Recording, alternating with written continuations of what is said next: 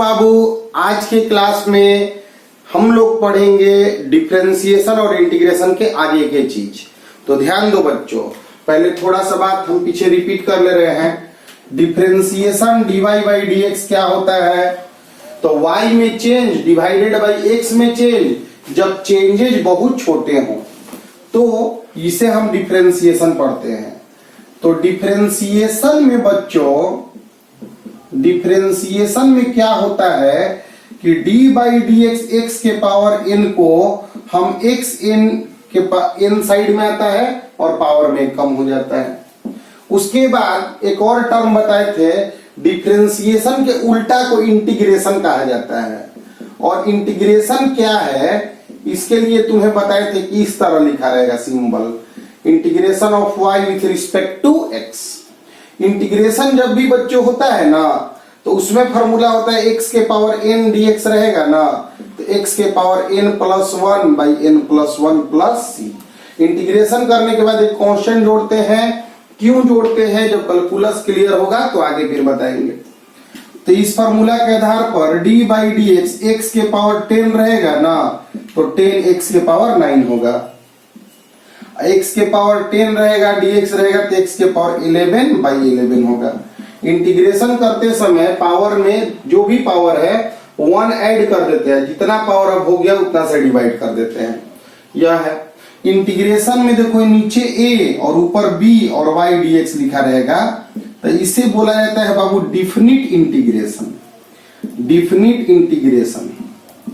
और ऐसी स्थिति में इसे बाबू ध्यान दो, इसे लोअर लिमिट बोलते हैं, माने नीचे वाला सीमा, लोअर लिमिट। याद रखना, लोअर लिमिट। यह तुम्हारा इनिशियल वैल्यू होता है, माने प्रारंभिक वैल्यू, शुरुआत में वैल्यू। इसे हम लोग बोलते हैं अपर लिमिट। Upper limit. और यह फाइनल वैल्यू होता है, अंतिम वैल्यू। तो डिफिनिट इंटीग्रेशन कैसे होता है, जब इंटीग्रेशन के दोनों ऊपर नीचे लोअर अपर लिमिट लिखा हुआ रहता है तो क्या होता है, देखो बच्चों ध्यान से समझोगे। देखो डिफरेंशिएशन एक टर्म है, y का डिफरेंस डिवाइडेड बाई x का डिफरेंस। डिफरेंशिएशन करने में तुम्हारा जो भी पावर है साइड में आता है, पावर में कम हो जाता है। इंटीग्रेशन डिफरेंशिएशन का उल्टा है, इस तरह सिंबल से हम रिप्रेजेंट करते हैं। इंटीग्रेशन करने में पावर में एक बढ़ जाता है, उतना ही से डिवाइड हो जाता है। एक कांस्टेंट भी जोड़ते हैं।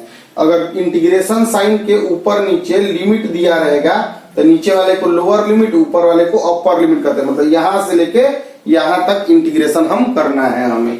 देखो यह थोड़ा नया चीज है बच्चों, इसलिए तुम यह बात तो तुम समझ ही रहे हो कि थोड़ा दिक्कत होगा समझने में, लेकिन जब यूज होने लगेगा ना तो क्लियर हो जाएगा क्या इसका मतलब है।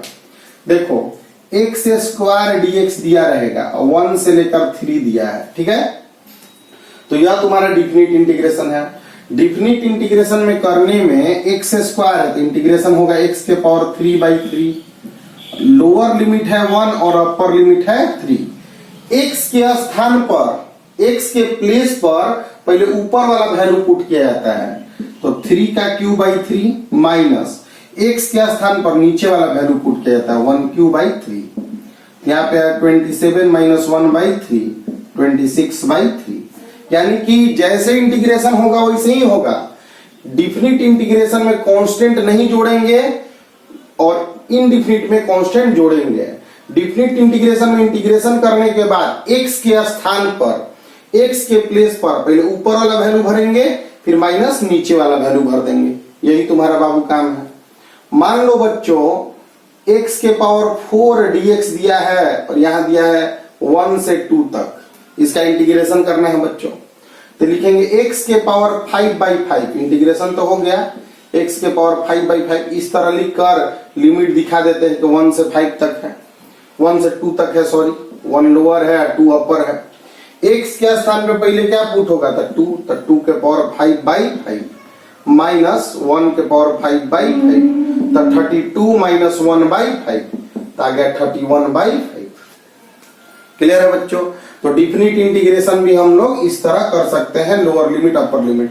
2x के पावर 3 dx 0 से लेके 2 तक दिया है, 2 कांस्टेंट है बाहर निकाल लेंगे।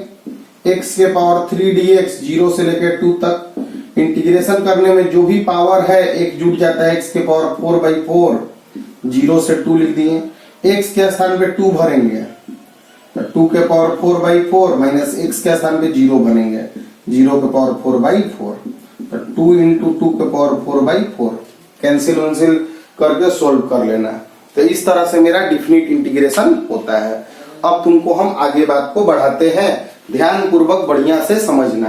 ध्यान दो बच्चों, इसे नोट कर लोगे, समझ लोगे कैसे इंटीग्रेशन करके कैसे वैल्यू पुट किया है, यह अभी तुम्हें सीखना है। ठीक है, अब हमारे पास बातें क्या क्या आई उसे हम ध्यान से समझोगे तो समझ में आ जाएगा। देखो बाबू ध्यान दो, देखो दुनिया में कोई भी चीज पढ़ने के लिए दो चीज होते हैं, कांस्टेंट चीज और वेरिएबल। मतलब कि एगो बदलने वाला चीज होगा और एगो फिक्स चीज होगा। तो वेरिएबल्स के बारे में पढ़ना ही मेरा कैलकुलस कहा गया। मैंने to study about variable, to study about variables. अभी जो हमें काम है कि जो चीज बदलेगा, जिसे मान लो कि त्वरण बदलने लगा, एक्सेलरेशन बदलने लगा, तो उसके बारे में पढ़ाई के लिए हम लोग कैलकुलस का यूज करते हैं। कैलकुलस में मेरा दो सेक्शन आया, एक हुआ डिफरेंशिएशन, एक मेरा हुआ डिफरेंशिएशन। डिफरेंशिएशन किसे कहते हैं, तो delta y by delta x if changes are very small, माने वाई में चेंज बटा एक्स में चेंज, जब चेंज बहुत छोटा है इतना को हम dy बाई डी एक्स कहें, और इसे पढ़े differentiation of y with respect to x। एक छोटा सा फार्मूला बताया गया कि d by d x x के पावर 10 होगा तो 10 x के पावर 9 होगा। इसका मीनिंग हुआ बच्चों, ग्राफ में मीनिंग हुआ इसका स्लोप, और स्लोप मतलब हम लोग tan थीटा कहें। क्लियर है। कैलकुलस का दूसरा सेक्शन आया बच्चों इंटीग्रेशन। कैलकुलस का दूसरा सेक्शन आया इंटीग्रेशन। इंटीग्रेशन का मतलब होता है कंटिन्यूअस समेशन। कंटिन्यूअस समेशन मतलब, समेशन मतलब जोड़ना, समेशन मतलब जोड़ना, और कंटिन्यूअस मतलब लगातार जोड़, मतलब ए से लेके बी तक लगातार सब कुछ जोड़ दो, इसी को कहते हैं इंटीग्रेशन। जैसे ए और बी सिर्फ नहीं जोड़ना है, ए से बी तक सब चीज जोड़ना है। इसका सिंबल इस तरह होता है वाई डी एक्स। ठीक है, यह दो तरह का चला जाता है, एक इनडिफिनिट बोला जाता है, इनडिफिनिट इंटीग्रेशन और एक डिफिनिट। दोनों में फर्क यह है कि इसमें तुम्हारा लिमिट नहीं रहेगा, इस तरह रहेगा, और इसमें तुम्हारा लिमिट रहेगा, इस तरह से रहेगा।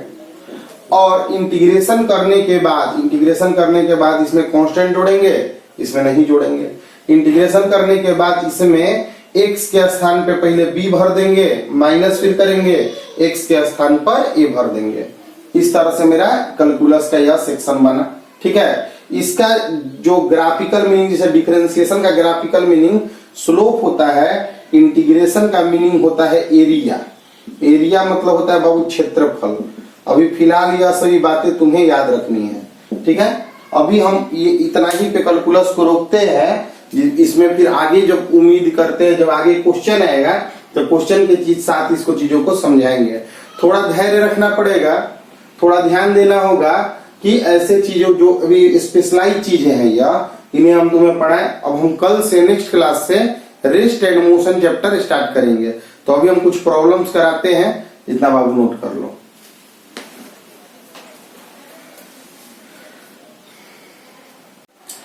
तो ध्यान दो बाबू, डिफरेंशिएशन में d by d x a into b दो चीजों का प्रोडक्ट दिया हुआ रहेगा, और दोनों चीज वेरिएबल होंगे, दोनों बदलने वाली चीज होंगे। तो इसका डिफरेंशिएशन होता है, पहले बी साइड में होता है ए का डिफरेंशिएशन, प्लस ए साइड में होता है बी का डिफरेंशिएशन। पहले भी एक बार बताए हैं। अब ध्यान दो इसको, d by d x of x square into sine x देते। तो यहाँ दो चीजें प्रोडक्ट में हो गई, तो इसको लिखेंगे साइन एक्स साइड में लिखेंगे, d by d x x square होगा, प्लस एक्स स्क्वायर साइड में होगा, d by d x sine x होगा। साइन एक्स यहाँ साइड में गया, एक्स स्क्वायर का 2x, plus x square side में गया साइन एक्स का cos x। तो इस तरह हम डिफरेंशिएशन करते हैं बच्चों। मान लो बाबू कि d by d x a by b रहे, दो चीज डिवाइड में रहे, दो बदलने वाला। साइन एक्स का डिफरेंशिएशन cos x अभी याद करना पड़ेगा कि साइन एक्स का डिफरेंशिएशन cos x होता है। a बाई बी है तो नीचे वाला का स्क्वायर करेंगे बी स्क्वायर, b साइड में करेंगे a का डिफरेंशिएशन करेंगे, माइनस a साइड में b का डिफरेंशिएशन। अब देखो ये सब फॉर्मूला है, याद करना पड़ेगा बच्चों। इसी में हम आगे बढ़ते हैं। क्वेश्चन दिया d by d x sine x by x, दो चीज डिवाइड में दे दे। ये सब का यूज आएगा आगे जब हम फिजिक्स को पढ़ाएंगे ना बच्चों, तो इसका यूज आएगा। तो तुमको हम पहले ही हथियार दे रहे हैं, यूज होगा उस समय फिर से डिटेल बताएंगे, लेकिन तुम्हें अच्छा लगेगा कि तुम पहले से जानते हो। यही सब ऐसे सेक्शन है जो पहले से जानना बहुत जरूरी होता है। देखो दो चीज डिवाइड में हो, उसका डिफरेंशिएशन करना हो तो नीचे वाला का स्क्वायर लिख देंगे एक्स स्क्वायर, एक्स नीचे वाला साइड में होगा साइन एक्स का डिफरेंशिएशन होगा, माइनस साइन एक्स साइड में होगा D by d x, x का डिफरेंशिएशन होगा। यहाँ पे फॉर्मूला पे पढ़ाए हैं, नीचे वाला का स्क्वायर तो नीचे वाला का नीचे स्क्वायर कर दिए, वो नीचे वाला साइड में बी साइड में है तो एक साइड में हो गया, ऊपर वाला का डिफरेंशिएशन ऊपर वाला का डिफरेंशिएशन किए, फिर माइनस ऊपर वाला साइड में साइन एक्स साइड में एक्स का डिफरेंशिएशन। थोड़ा अपने से खुद से करना पड़ेगा बच्चों। साइन एक्स का होता है cos x minus sine x, x का 1 बाई एक्स स्क्वायर, यह तुम्हारा डिफरेंशिएशन हुआ। तो इस तरह से हम लोग डिफरेंशिएशन करते हैं। देखो d by d x of कोई भी चीज तुम एग्जाम्पल में दो चीज डिवाइड में इस तरह से बैठा लेना। अभी फिलहाल ज्यादा जरूरत नहीं पड़ेगा। देखो cos x का इंटीग्रेशन sin x होता है, प्लस सी तो जोड़ते ही हैं, अब माइनस sin x का डिफरेंशिएशन cos x का इंटीग्रेशन sin x होता है, और sin x का इंटीग्रेशन माइनस cos x होता है, प्लस सी। यह इंटीग्रेशन के कुछ फॉर्मूलाज हैं जो हमें याद रखने चाहिए। तो अगर हम आगे इसे बात बढ़ाते हैं बच्चों कि दे दिया मेरा cos x का इंटीग्रेशन करो, यहां दे दिया 0 और यहां दे दिया पाई बाई 4, तो cos x का लिख देंगे sin x फॉर्मूला। जब डिफिनिट इंटीग्रेशन हो, माने अपर लिमिट और लोअर लिमिट दिया हुआ हो, तो इंटीग्रेशन करने के बाद कांस्टेंट c नहीं जोड़ते हैं। अभी यह सभी बातें याद रखनी पड़ेंगी, थोड़ा मेहनत करना पड़ेगा बच्चों। बस जो भी दुख है आज तक का है, क्योंकि अगले क्लास से हम लोग रेस्ट एंड मोशन जो सबसे मेन चैप्टर होता है, अभी तक का जो हमारा पढ़ाई था ना, उस पढ़ाई में बेसिक पढ़ाए तुम लोग को, फिर हम पढ़ाए यूनिट एंड मेजरमेंट की, फिजिकल क्वांटिटी क्या होता है, फिजिक्स क्या होता है, नापे मापेंगे कैसे, यूनिट क्या होता है, डायमेंशन क्या होता है, वेक्टर क्या होता है, स्केलर क्या होता है, वेक्टर का यूज कैसे करेंगे, जोड़ेंगे वेक्टर कैसे, मल्टीप्लाई कैसे करेंगे, घटाएंगे कैसे, यह सब चीज बताया। फिर आगे मोशन को पढ़ने के लिए मैथमेटिकल टूल्स में डिफरेंशिएशन, इंटीग्रेशन, यह सभी चीजें हम बताए। तो अभी तक का जो पढ़ाई है यह बेसिक पढ़ाई में गिना जाता है, और यह सब पढ़ाई जब तुम्हारा दिमाग और कुछ खुलेगा और कुछ खिलेगा तो और अच्छा से समझ में आने लगेगा। तो इसको हम लोग रिपीट भी करेंगे इन सब सेक्शनों को। इन सब सेक्शनों को एनसीईआरटी में जो एक्सप्रेशन दिए हुए हैं, एक्सपेरिमेंट दिए हुए हैं, उसे एक मंथ के बाद, लगभग एक मंथ के बाद जब मोशन हम लोग सब कुछ पढ़ लिए रहेंगे, तो उसको हम वापस से आके फिर सब चीजों को पढ़ेंगे। हम लोग अपने हिसाब से अपना एक बेस्ट ऑर्डर बनाएंगे जिससे कि हम सभी चीजें पा सकें। तो अगले 2 दिन क्लास हम फिजिक्स में बंद रखते हैं, क्योंकि 2 दिन तक में तुम लोग सभी चीजों को वेक्टर जो बच्चा जो चीज पढ़ा है, मैथ में जो वीडियोज गए हैं सब कंप्लीट करेंगे, और 2 दिन के बाद हम लोग मोशन के वीडियोज अपलोड करेंगे। तब तक के लिए पीछे का सभी चीजों को रिवाइज करो। जो बच्चे जुड़े नहीं हैं उन्हें बोलो कि मोशन स्टार्ट होने वाला है, तब तक वह सब चीजों को पढ़े, और मेहनत करके हम लोग को आगे बढ़ना ही है, क्योंकि तुम लोग का बोर्ड एग्जाम या कंपटीशन एग्जाम आज से लगभग 2 साल के बाद आने वाला है। तो 2 साल में स्थितियां सामान्य हो जाएंगी, और तुम लोग अगर नहीं पढ़े रहोगे तो बहुत पीछे चले जाओगे।